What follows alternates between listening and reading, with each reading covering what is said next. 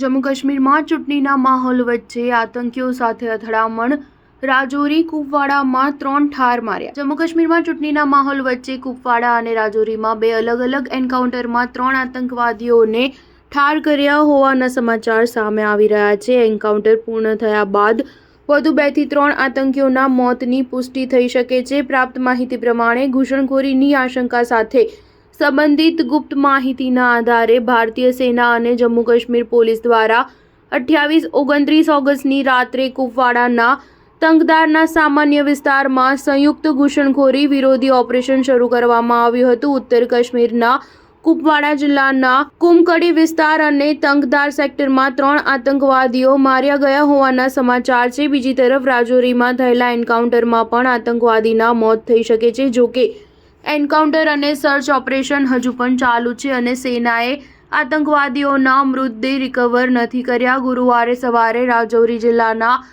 લાઠી વિસ્તારમાં સુરક્ષા દળો અને આતંકવાદીઓ વચ્ચે અથડામણ થઈ હતી। ગુરુવારે સવારે શંકાસ્પદ ગતિવિધિની માહિતી મળ્યા બાદ આ વિસ્તારમાં સર્ચ ઓપરેશન હાથ ધરવામાં આવ્યું હતું। તપાસ અને સર્ચ ઓપરેશન દરમિયાન છુપાયેલા આતંકવાદીઓ અને સૈનિકો સામસામે આવી ગયા હતા। ત્યારબાદ એન્કાઉન્ટર શરૂ થયું હતું। એવું માનવામાં આવી રહ્યું છે કે આ વિસ્તારમાં 2 થી 3 આતંકવાદીઓ છુપાયેલા છે। આતંકીઓના ખાત્મો કરીને વિસ્તારમાં સેનાની સ્થિતિ મજબૂત કરવા માટે વધુ સૈનિકો મોકલવામાં આવ્યા છે। કુપવાડા એન્કાઉન્ટર પર એક અધિકારીએ જણાવ્યું કે સાંજે 7:40 વાગે ઘૂસણખોરી કરી રહેલા આતંકવાદીઓની ગતિવિધિની માહિતી મળી હતી। ત્યારબાદ તાત્કાલિક સંપર્ક સ્થાપિત કરવામાં આવ્યો અને સર્ચ ઓપરેશન દરમિયાન એન્કાઉન્ટર થયું હતું। રાજૌરી અંગે અન્ય એક અધિકારીએ જણાવ્યું કે બુધવારે રાત્રે 9:30 વાગે રાજૌરી જિલ્લાના ખેરી મોહરા, લાઠી અને દંથલના સામાન્ય વિસ્તારમાં સુરક્ષા દળોએ સર્ચ ઓપરેશન હાથ ધર્યું હતું। સર્ચ ઓપરેશન દરમિયાન આતંકવાદીઓને